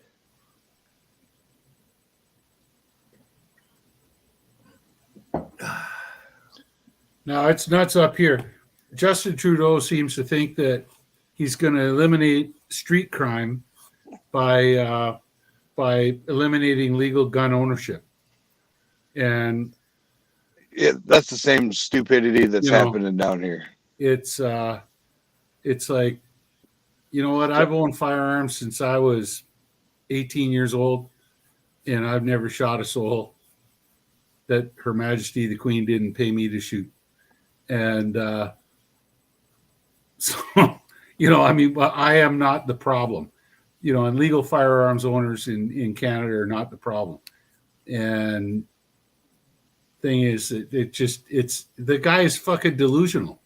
You know, it's all he's doing is he's pandering to this sort of minority base, anti-gun base, saying he's going to solve all these problems, when in reality, the bulk of the problem, I'd say about 70% of the problem is illegal firearms coming over into Canada from the States, being smuggled in. And about 30% of the problem is legal firearms owners who do not store their firearms correctly, and they get stolen and then used in crime. And it's nuts. It's nuts. Like I was reading an article about a month ago about, in the last 10 years, do you know how many murders have been committed in Canada with a legally owned and registered firearm? 2. I'll say a small number. 2 in 10 years. And so, I mean, legally owned firearms are not the problem. And yet that's we're the low-hanging fruit, we the gun owners. And so that's what the government goes after. Yep. And it's sickening, really. You know, me coming from the city, I have a different respect, you know, for guns. After the fact that I was in the military, and I was in the weapons department in the military, and I had to go to vigorous weapons training. I fired all kinds of guns, you know, from handguns to 50 caliber. And you know, it's a different story. If you're trained with weapons as opposed to just getting one and playing with one. Mm-hmm. And that's what a lot of people in the city do, is they get them and they play with them. Yeah. You know, I'm going to shoot you like this. They throw the bullets. They throw the bullets. Throw them. That's a good point, Jeff, because you and I are both coming from the same point of view. You know, like I like you say, I fired everything from small caliber pistol all the way up to 50 BMG and beyond. Who's Jeff? You mean Joe? And so, you know, and I was a small arms coach in the infantry, and yeah, there you go. You know, your 3.4. What's up, 406? And yeah, and it just you know, for those of us to appreciate it, we've just got that extra level of appreciation that others don't. But it's still, I mean, common sense has to prevail at some point. Hopefully Trudeau gets kicked out in 2024 and conservative government will just wipe all that off the map. And the biggest problem with that is that, you know, the money they've spent dealing with this. So all of a sudden there's this huge loss, $20 billion or whatever the hell they spent. Bobby in the basement's in the house. How you doing, man? Glad you could drop by.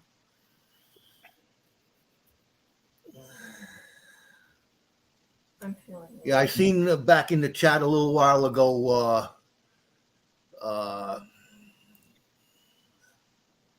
Who was that? Mr. Brewers was talking about our constitutionalist I'll be right back. president over there. He wants to abolish the Constitution now. Not our current president or our ex-president. But there's so much nonsense going on in the world today. It just boggles your mind. Common sense isn't so common. That's true. Yep. They stopped giving out PhDs in it, that's for sure. Had to give out PhDs and BS. I get a kick. You know, I watch all those law programs. Law and Order, SVU, Law and Order here, Chicago PD, and all those kind of things. I like them. It's one of my things. But I don't see how the government or the entities to be in charge can't see what these programs are putting out there. They're putting out there the truth. And the truth is, look what the hell we're dealing with. You know, the crime and the way people walk away. You hear it on the news over here in New York all the time. Rikers Island is overcrowded. It's really bad. You wouldn't want to be on Rikers Island. If you don't want to be on Rikers Island, don't do the crime. And now they're letting them walk away. These people are getting arrested 2 or 3 times with records. You know, Jesus Christ, they've been arrested 27 times, and the judge releases them on his own recognizance. What are you, nuts? I don't understand this world. I really don't. Is it me? Tell me it's not me. No, so there's a fella in oh, my battery's at 10%. There's a fella from Milwaukee, Wisconsin that is on 2 murder bails. 100 the marshals have had to go extract him from 2 different states, and he just got bonded out again on another murder charge. And it's like, okay, how the heck are they justifying a bond for a multiple murder suspect? And yeah, I don't know. It don't make sense. It don't make sense.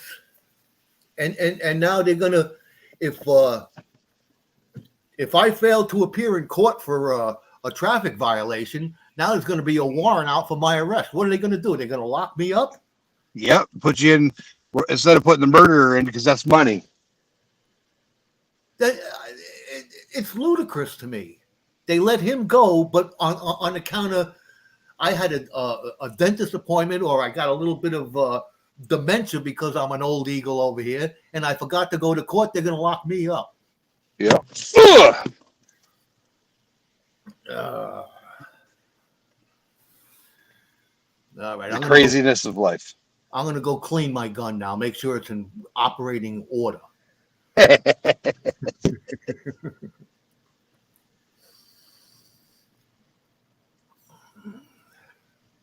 Let's see. What do we got going on here? 8:39. We've been here for how long now? I don't remember. You started about 5 hour and 41 minutes. Oh, I'm gonna go do this. Let me see if I can't. I'm trying to do something. Where am I? which must be.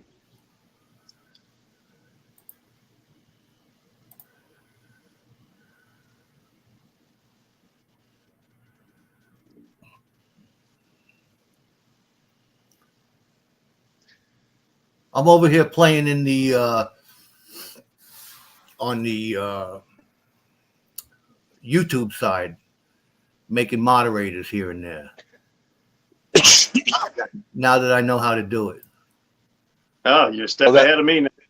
You got that tip I sent you while I was in the car? Yeah. That's good. Glad to help. Yep, I'm still behind the 8 ball on all that since I do this stuff on my phone and I'm on StreamYard. Yeah, Well, Reg hit the nail on the head. You kill a person, you get released. You miss a child support payment, forget about it. Yep. But yeah, Jim, if you send me an email, we can sit in StreamYard one day and I'll help you go over everything. I talked to Joel about it a little bit, and Charlie's helped him a little bit. He's getting it. Once it's the rhythm. Once you do it a couple times, you'll remember. Yeah. And you do yours on your phone all the time, don't you? I use a phone, a tablet, and a laptop at the same time, usually. Oh, okay. Wow. You're really connected. Yep. I'll have one on YouTube. I could read the chat on my tablet better, and then I could run games from my laptop. That makes a lot of sense. That makes a heck of a lot of sense. Yep. It's like right now, I'm chat. I can't.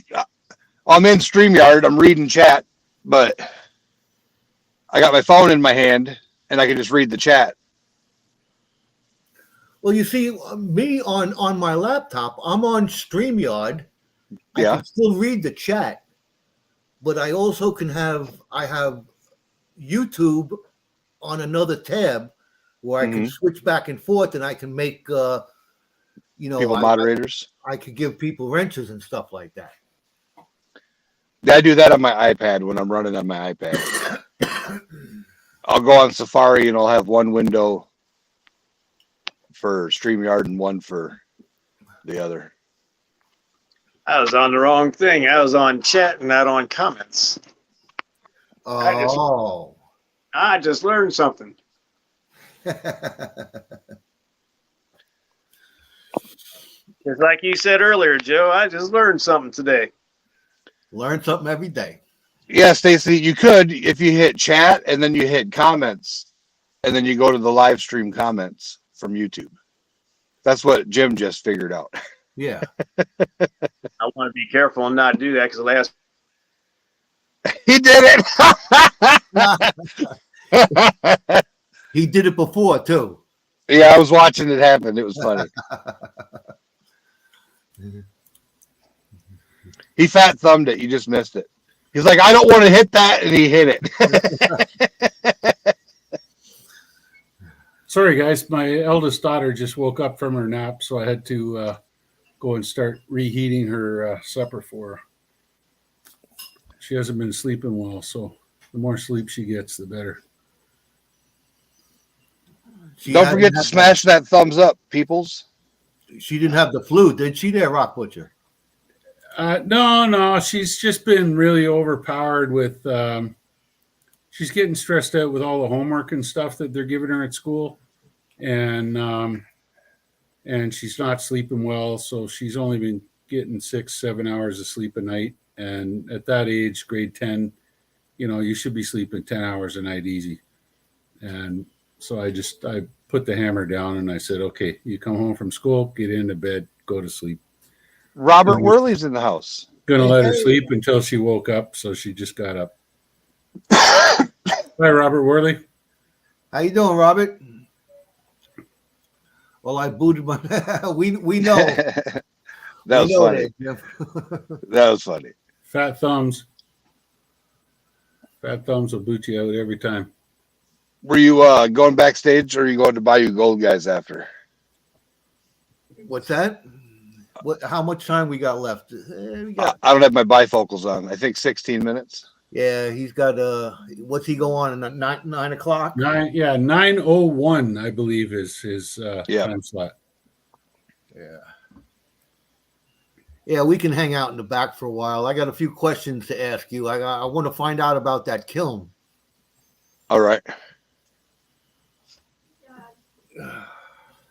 Did you see the coin? Does it meet your expectations? I'm doing a special video just on that. Oh yeah. But I did 11 videos today, so I'm saving that one for tomorrow. Oh. But yeah, I've been showing people. I'm like, look at this. Looky. That sucker's awesome. And it doesn't have the weird discoloration in person that the when you took the picture. No. Well, it has a little bit of the rust marks on it, I believe, right? Yeah. But since I ain't selling it, I took a Q-tip and then I went like this on the dark spots, and it's like I didn't wet it or nothing like that. I just rubbed it with the Q-tip to get whatever assorted skin cells off, and it looks really awesome. I like it. I'm glad you're happy with it. I'm gonna have to find a thing to put it in my plastic thing, a hard capsule. Yeah.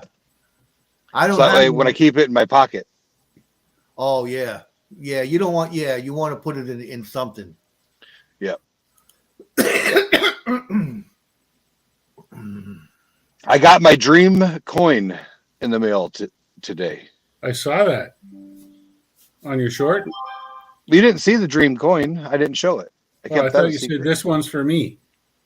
Oh no, that was from Menardo, the Menardo package. Okay. That was with the Simpsons, right? The Simpsons. What's his name? Oh, that was the other day. Yeah. Homer. Oh.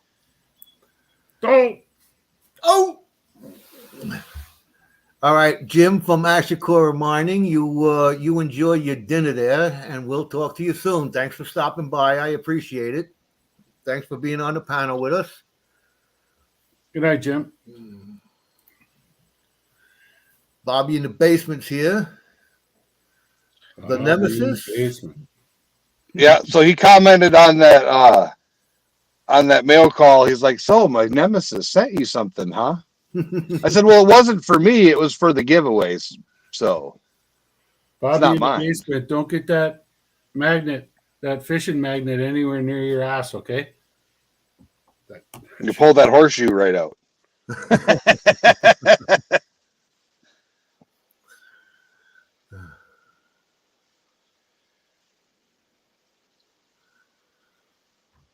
Channel stickers for Bobby. Okay, that sounds good.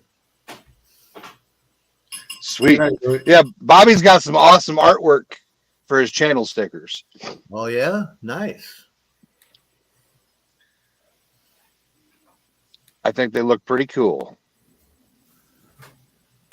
All right, guys, I'll be back in a sec here.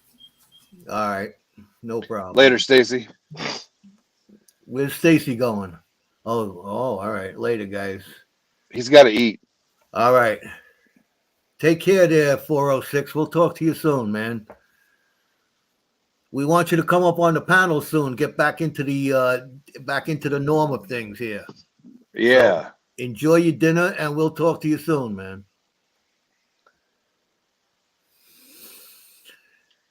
Is it April yet? No, not yet. Man, wait till you hear what I got to tell you. Yeah. I was. I thought you might call me yesterday, but I didn't. I was waiting on the phone call while I was watching. I was watching all day.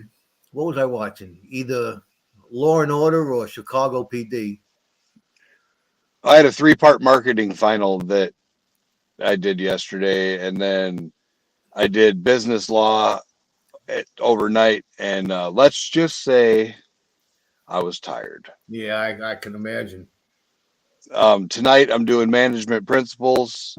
Tomorrow, management principles. It's a 4-part final, and then I get to do my accounting final, which is 200 questions of accounting assorteds. Wow.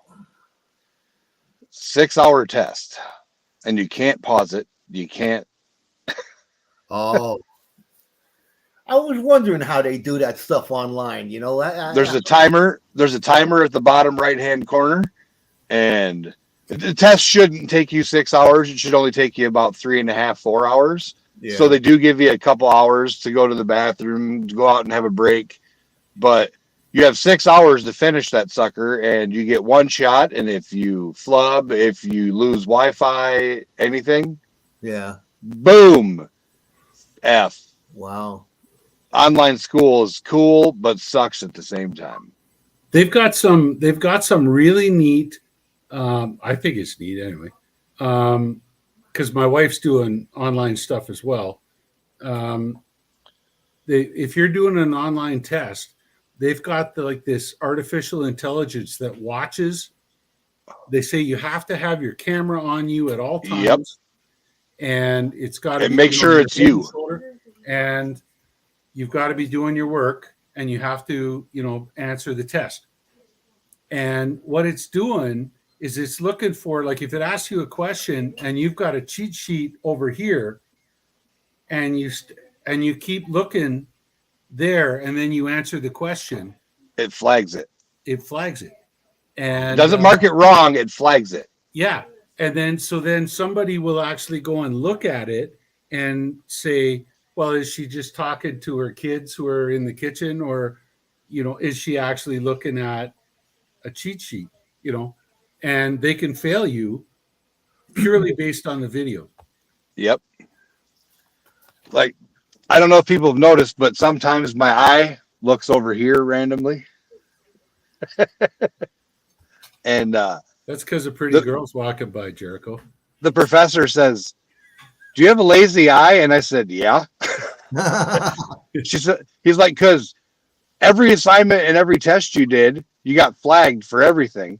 And I was like, "Well, yeah, when I try to read, I'll like look, and then my eye will wander over." And he's like, "You just keep getting flagged." It was funny. I've never had an online course. When I got out of school, I used to go to school at the job and everything like that, but never online and never anything online. Mm-hmm. I'd probably be lost if I had to go take a course. Well, the thing that kills me about all of that is, remember back when we went to school, Joel, and even Jericho, remember, like, you had to memorize your times tables. You had to, all this, there was a lot of stuff you had to memorize, right? And like now, as a dad, watching my kids go through, elementary into high school and that kind of stuff, it's a lot more open. And like what I found from university onwards is that life is open book. It's truly open book. And that's why, like, I got no problem. And I mean, I still, where the hell did my wife put it? At any rate, I had right over here, I had my mineral Bible, so when we were live and guys were asking questions about minerals, I would grab that Bible and I'd open it up and I use books all the time. Like, I know a lot of stuff, but I don't know everything. Hey, you guys. And so, for these tests where they're asking you to answer he's still not a moderator. As long as you don't have a counterfeit copy of the test where you're simply putting in an answer that, somebody else has uploaded the test to the internet or something like that, then there shouldn't be a problem with you looking down at your book, reading for a few minutes to try to figure it out, and then doing some math and then answering the question, right? In my opinion, that they should allow that. But those AI things, they'll flag all that stuff and they'll say, nope, no good. I remember when I was, it had to be somewhere back in the early 80s. I was working a part-time job, and so was this teacher. We worked in a restaurant, a culinary restaurant type of deal, and there was a teacher in there. She was a substitute teacher. Long story short is that she went in there. She was taking over a class. She was a math teacher. She told the kids to take out a piece of paper and start doing these problems, and she turned around and started writing them on the board. She turns around to look at the kids, and the kids ain't doing nothing. One little kid raises his hand. Says, we didn't bring our calculators. We didn't know we were having a test today. She says, that's the whole thing. I want to find out how far you are along in the class so I can take it over. So just do the problems. She turns around. She's writing more up there. Turns around. You know, we have no clue that she found out the kids had no clue. They couldn't do nothing. They couldn't add, subtract, multiply, or divide without having a calculator. Wow. So I could see having books to refer to in math when you need like apothecary theorem or something like that, you know, and all this kind of stuff. But the basics you got to know how to do. Absolutely. are you ready? New age technology. You can take your phone and take a picture of a math problem, and Google answers it for you. It could be an algebra problem. It could be any problem. My eldest daughter is sitting right here, and she's nodding her head, and she says, "That's true." Yep. Then you haven't learned anything. That's nuts. My calculus professor told me that it is perfectly fine to use those tools because they are tools. Use it as a tool, not a crutch. You should be able to do it yourself, but just show you what else you need to add onto that equation. Yep. She says if you use Snapchat and you hover your phone over the problem and you touch the screen to the problem, it will tell you how to solve the problem. Yep. It's a new tool. It's a tool. And like my calculus teacher said, use that tool. Don't let it be a crutch. Use it to help you. Okay. All I have to say at this point right now in this conversation is God help all people that drive on bridges that were built after 2030. Right. I agree. It's going to be crazy. Well, I don't get it. You're speechless. Because if engineers could solve a problem by pushing the lens on their phone and say that's the answer to creating this bridge without taking into account all of the other factors, and they just make the bridge, it's going to be like I hear you now. The San Francisco bridge when it fell down. It's going to be like those Chinese apartments they built in Ulaanbaatar when I was living over in Mongolia that looked really, really slick for about a year. And then 2 years later had cracks running up the entire side of them because it was crap. And people spent millions of dollars on them. Unbelievable. Yeah, I can hear that now.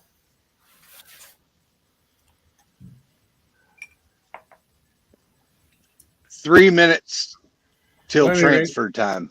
Yeah, I guess we should start saying thank you to everybody who showed up in chat and hand it off to the powers that be out there, the other people in the community. Let them have a chance to do their live shows and everything like that. So with that, thank you, Rock Butcher, for showing up and helping me out. Thank you, Jericho and Hercules. And Little Zeus there. I hear Little Zeus is pissed because the snowbanks are bigger than he is. The poor little guy. And Jim from Ashakura Mining, thank you. He's out there enjoying his dinner, but we'll give him a thank you anyway. So with that, everybody, I'm glad you had a good time. I hope you did. I'm glad you all showed up, and I appreciate that you did. And with that, have a good night. And we'll see you next time. See you all next time.